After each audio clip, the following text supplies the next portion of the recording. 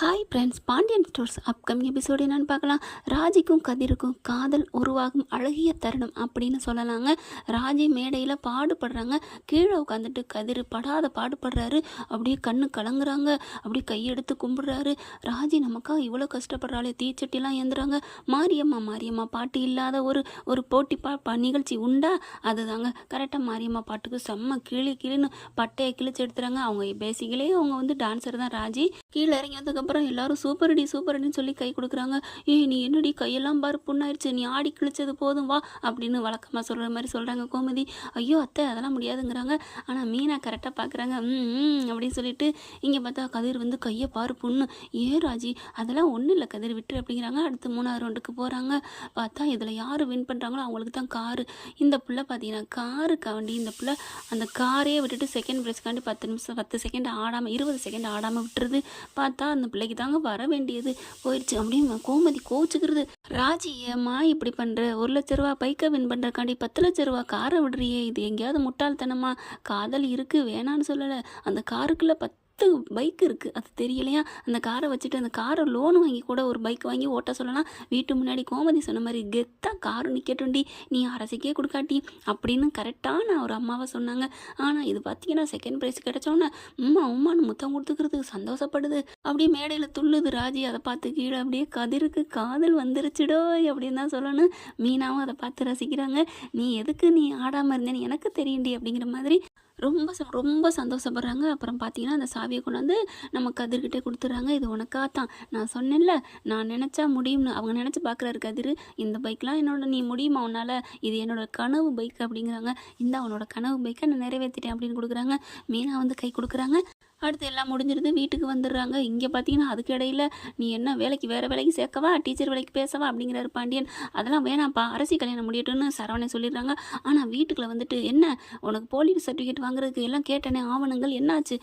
அது மாமா தர்றேன் மாமா அப்படிங்குது. பாவங்க என்னென்னமோ ஆட்டம் போடுது இந்த ரோகிணி, அதெல்லாம் வாழ்ந்துட்டுருக்கு. இந்த பிள்ளை ஒன்றும் தெரியாத அப்புறாணி இதை போட்டு அளப்புன்னு அளப்புதுங்க. அடுத்தையும் பார்த்தீங்கன்னா குமார் சக்திவேல்கிட்ட எல்லாத்தையும் சொல்லி பயங்கர கோவத்தில் இருக்காங்க.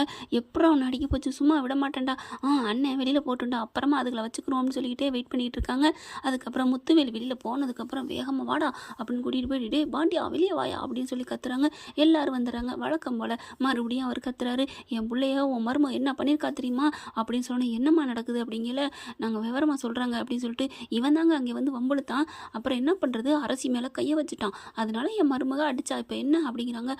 அடித்து உயிர் போயிருந்தா நீ தருவியா அப்படின்னு பதிலுக்கு கத்த. உடனே டே என் மருமக மேலே கையை வச்சியா, என் மக மேலே கை வச்சியா அப்படின்னு சொல்லிட்டு பாண்டியனுக்கு அட்டிக்க வராங்க. இவர் பதிலுக்கு அட்டிக்க 2 பேர் 2 குடும்பமும் மறுபடியும் சண்டை நடக்குது. அரசு எவ்வளோ சொல்லி பார்க்குது, ஐயோ கேட்க மாட்டேங்கிறாங்க. இங்கிட்டு கொய்யாமையான்னு சண்டை போடையில் இவ்வளோ பேருக்கு மத்தியில் இங்கே என்ன பண்ணுறாங்க, குமார் டக்குன்னு அரசியை பிடிச்சி இழுத்துட்டு வாயை பொத்திட்டு கடத்திட்டு போக பார்க்குறான். கரெக்டாக மீனா பார்க்க, அப்பவும் மீனா தாங்க பார்க்குது. கதிரும் பார்த்துறாங்க.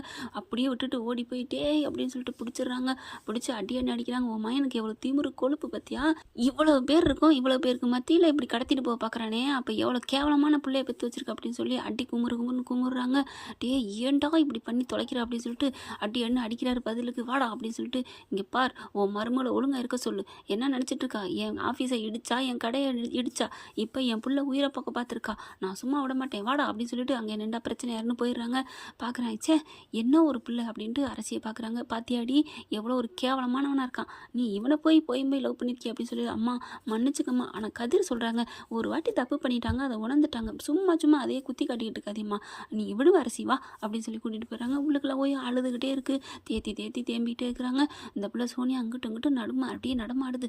ஏன் பாவம்னு சொல்கிறதுக்கு, இன்னும் எப்படி பாவம்னு சொன்னாலும் சரி, நீ 8 ஊருக்கு காவடி எடுத்தாலும் சரி, அரசி குமாரை ஏற்றுக்காது.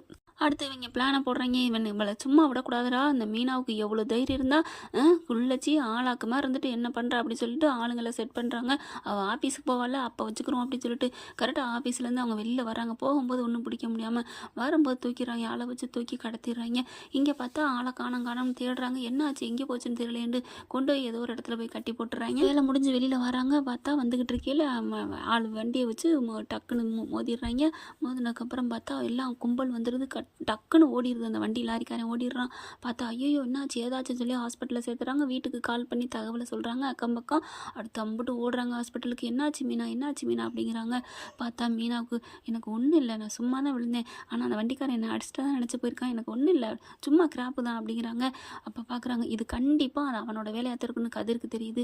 கதிர் சும்மா இரு, கல்யாணம் முடியட்டும், நான் விட மாட்டேன்னே, அவனுக்கு இருக்கு பாடம் அப்படின்னு சொல்லிட்டு ஐயோ வேணாம் பேசாமல் இருங்க அப்படின்னு கையை பிடிக்கிறாங்க.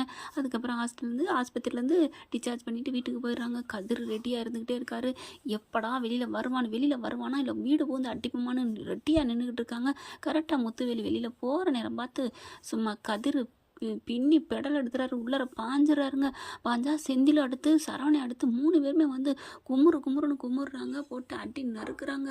பார்த்தா என்ன பண்ணுறதுன்னு புரியல. அப்போ தான் வந்துட்டு என்னப்பா என்ன ஆச்சு அப்படிங்கல. என்ன காரியம் பண்ணிக்கான் தெரியுமா, அண்ணி அன்னைக்கு ஆக்சிடென்ட் பண்ணியிருக்கான், இவங்க 2 பேரும் தான் அப்பனு மெயின் தான் அப்படின்னு சொன்ன கையோட அப்போ தான் இருந்துட்டு போடுங்கடா நல்லா போடுங்கடா 2 பேரையும் அப்படின்னு சொன்னோன்னு அடித்து நொறுக்கிறாங்க. இந்நேரம் எங்கள் அன்னிக்கு மட்டும் ஏதாவது ஆயிருந்துச்சு தொலைச்சி விடுவேன் அப்படின்னு சொல்லிட்டு இருக்கல. நான் ராஜி வருது, அரசி வரலங்க, ராஜி வந்துட்டு பிடிச்சி அண்ணனை பிடிச்சி லெஃப்ட் ரைட்டு விடுது, அடி கொடுக்குது.